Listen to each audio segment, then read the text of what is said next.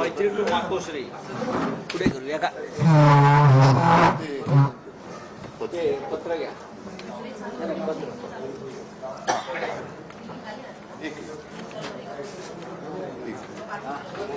चला सुरू.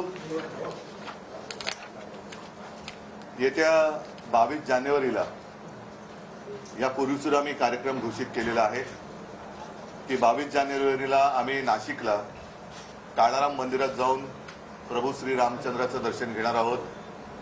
त्याच्यानंतर गोदावरीच्या काठावरती आरती सुद्धा करणार आहोत. आणि 23 जानेवारीला शिवसेनेचं एक शिबिर काही प्रमुख पदाधिकाऱ्यांचं आणि संध्याकाळी अनंत कानरे मैदान जे आहे गोल्फ क्लब तिथे शिवसेनेची जाहीर सभा होणार आहे.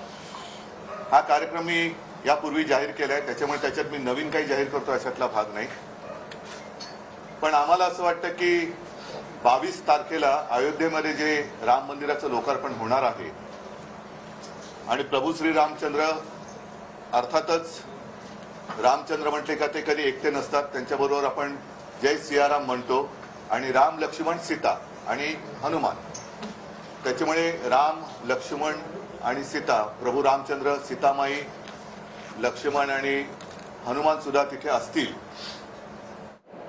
ही प्राणप्रतिष्ठा केवळ प्रभू श्री रामचंद्राची नाही, तर आमचं मत असं आहे, आमच्या भावना अशा आहेत की आपल्या राष्ट्राचीच एका परीने ती प्राणप्रतिष्ठा आहे.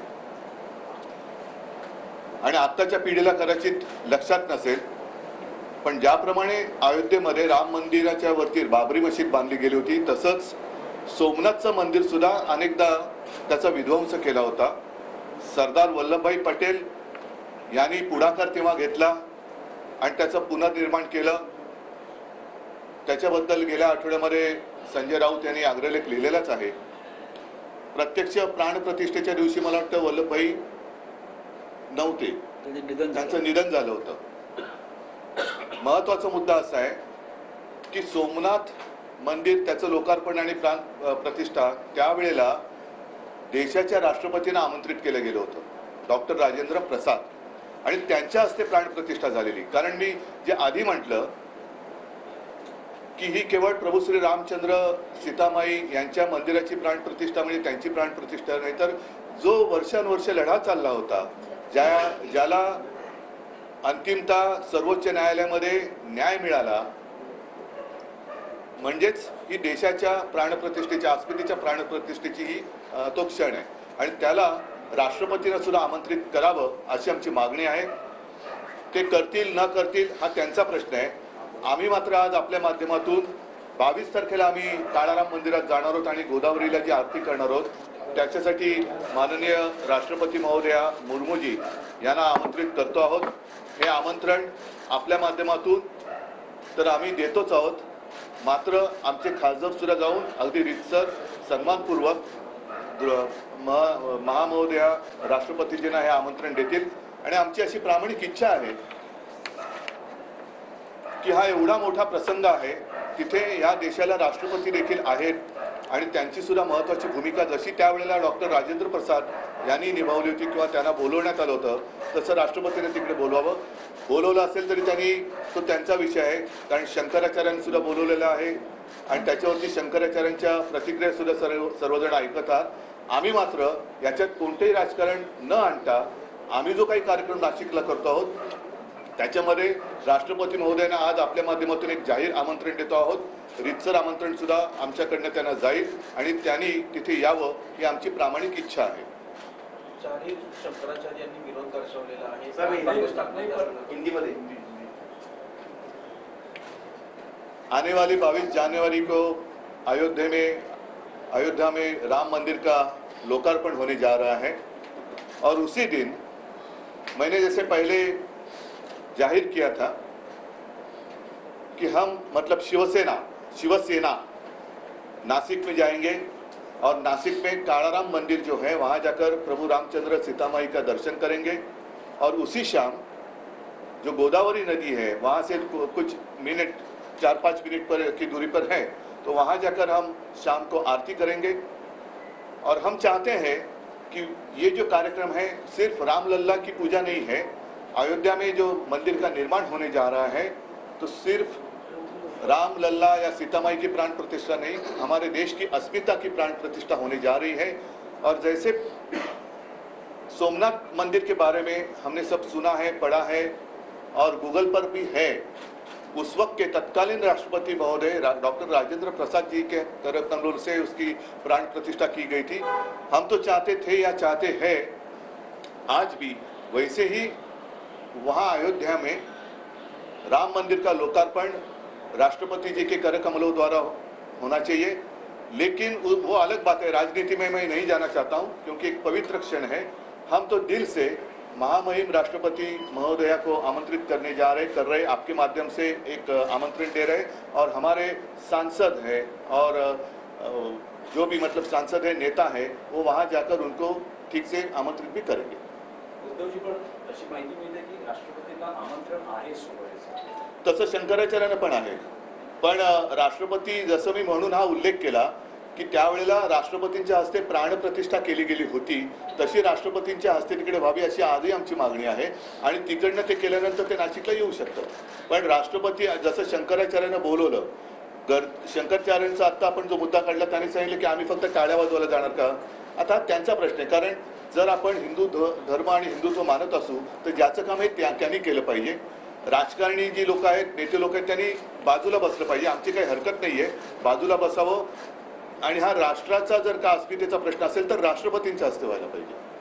उद्धवजी शंकराचार्यांचा मुद्दा उपस्थित केल्यानंतर 4 पीठांपैकी 2 पीठांच्या शंकराचार्यांनी काही मुद्दे उपस्थित केले।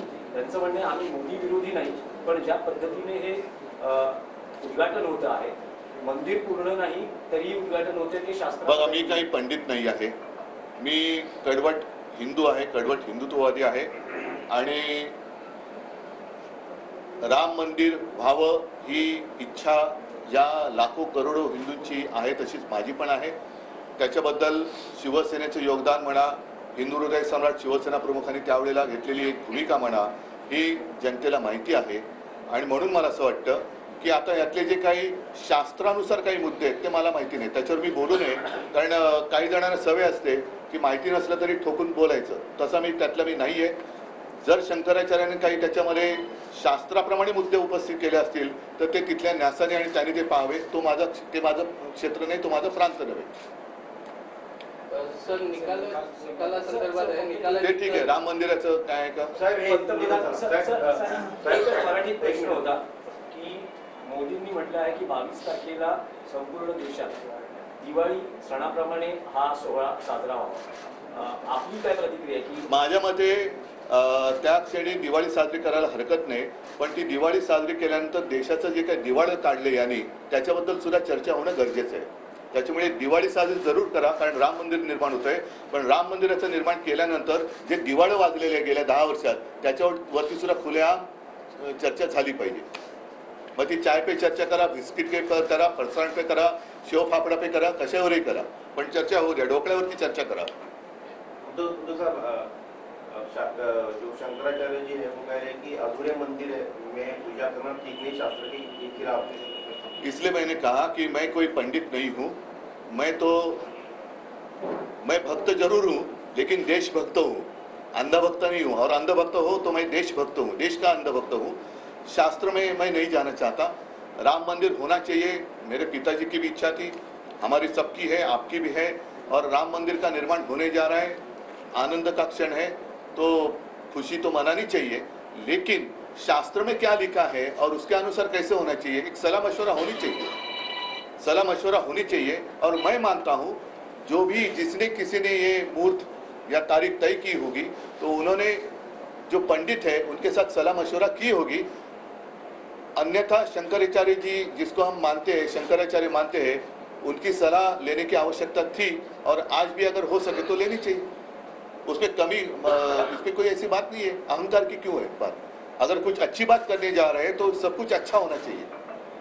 खैर वो तो बात शास्त्र की रही, उसमें मैं नहीं जाना चाहता। जैसे मैंने कहा, मैं कोई पंडित नहीं हूँ, मैं तो राम भक्त हूँ, देशभक्त हूँ, और राम मंदिर होने जा रहा है उस वक्त तो और दिवाली मनानी जानी चाहिए, और इसलिए तो हम राम मंदिर में जा रहे हैं।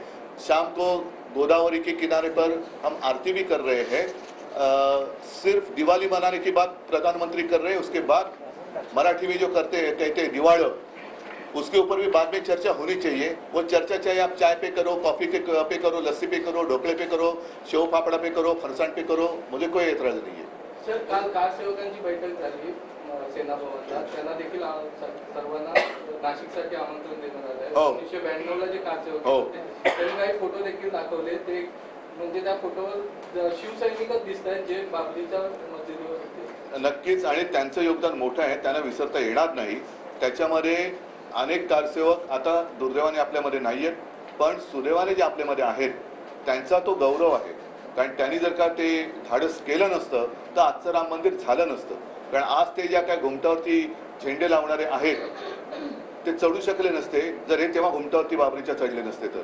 त्याच्यामुळे झेंडे लावायला अनेक येतात, पण जेव्हा लढण्याची वेळ असते तेव्हा आपण कुठे होतात हा प्रश्न, त्याचं उत्तर कोणाकडे नाही। आज जे तिकडे झेंडे लावतात त्यांच्याकडे। उद्धवजी पंतप्रधानांनी तारीख जाहीर केली 22 तारीख आणि त्यानुसार उद्घाटन होतं आहे, पण तुम्ही कधी जाणार आहात राम मंदिर आणि श्रीरामाच्या दर्शनाला? राम मंदिराच्या लोकार्पणाचा मुहूर्त त्यांनी केलेला आहे। मी यापूर्वी सुद्धा अनेकदा सांगितलेलं आहे की राम मंदिर जेव्हा निर्माण झालेलं नव्हतं त्यावेळेलाही कोणी न सांगता आम्ही स्वतःहून 2 वेळा तिकडे गेलेलो आहे। आणि मी तर असं म्हणेन, त्याचं श्रेय मी घेत नाहीये, पण राम मंदिर हा मुद्दा थंड बस्त्यामध्ये जेव्हा पडला होता, राम मंदिर होणार की नाही, तेव्हा शिवसेनेने घोषणा केली होती पहिले मंदिर फिर सरकार। आणि शिवतीर्थावरच्या दसरा मेळाव्यामध्ये मी जाहीर केलं होतं की तो नोव्हेंबर महिना होता, मी अयोध्येला जाणार आणि जाताना शिवजन्मभूमीची माती घेऊन मी राम जन्मभूमीला गेलो होतो। तुम्ही माना अथवा नका मानू, पण शिवजन्मभूमीची माती तिकडे घेऊन गेल्यानंतर 1 वर्षाच्या आत कोर्टाने निकाल दिला आणि तो राम मंदिराच्या बाजूने दिला। त्याच्यामुळे माझ्या मनात जेव्हा प्रेरणा येईल तेव्हा मी जाणार आहे नक्की, कारण ती काही कोणाची खाजगी मालमत्ता नाही आहे आणि प्रभू रामचंद्र हे सगळ्यांचे आहेत। त्याच्यासाठी एक प्रतीक म्हणून आम्ही ज्याला एक वेगळी पार्श्वभूमी आहे अशा काळाराम मंदिरात जातो आहोत। अयोध्येला मी 2दा गेलो, मुख्यमंत्री झाल्यावरती सुद्धा गेलो होतो आणि या नंतर सुद्धा एकदाच कशाला, ज्या ज्या वेळेला माझ्या मनात येईल त्या वेळेला जाईल। तो जी आपने सवाल उठाया था कि राम मंदिर के लिए कोई विशेष कानून नहीं बनाया, तो उस पर देवेंद्र जी कह रहे हैं कि तत्कालीन जो कांग्रेस सरकार थी वो कांग्रेस सरकार ये किसने कहा?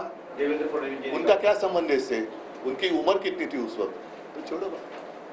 उन्होंने कहा कि कोई आपके आज के शिवसैनिक जैसे आप कह रहे हो कि शिवसेना के कोई नेता नहीं थे। देखो, उनका अज्ञान दूर करने के लिए दूर करना मेरा काम नहीं है।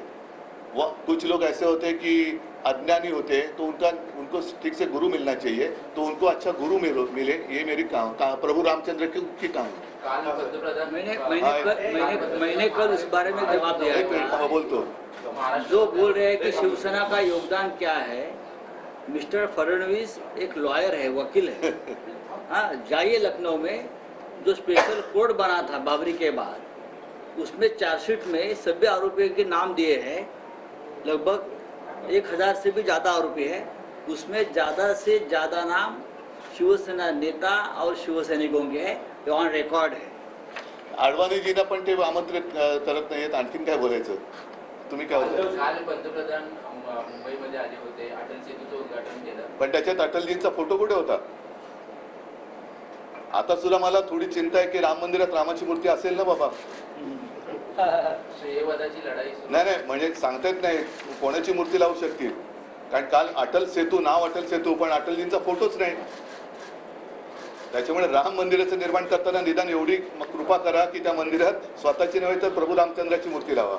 उद्धवजी, नाशिकमध्ये पंतप्रधानांनी युवा पिढीला आवाहन केलेलं आहे की घराणेशाही मोडून काढा। फार छान आहे, कारण प्रभू रामचंद्र हे दशरथ राजाचे पुत्र होते आणि त्यावेळेला सुद्धा त्यांना त्या कौटुंबिक याच्यामध्ये वनवासात जावं लागलं आणि वनवासात जाताना सुद्धा ते सहकुटुंब गेले आणि सीता हरण झाल्यानंतर रामायण घडलं।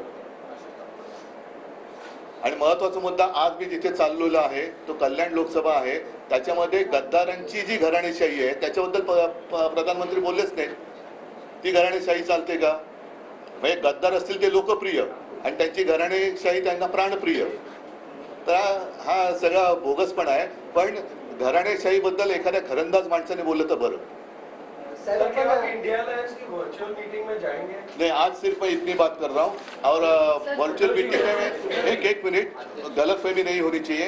शायद मैं वर्चुअल मीटिंग पर उपस्थित नहीं रह सकूंगा क्योंकि आज का मेरा जो प्रोग्राम है वो पहले से ही अरेंज किया हुआ था और मैं घूमने वाला हूँ आज, तो घूमते घूमते बात करना ठीक नहीं। तो कल ही मैंने बता दिया है कि शायद मैं आज ज्वाइन नहीं कर सकूंगा, तो इसमें कोई गलतफहमी की बात नहीं होनी चाहिए।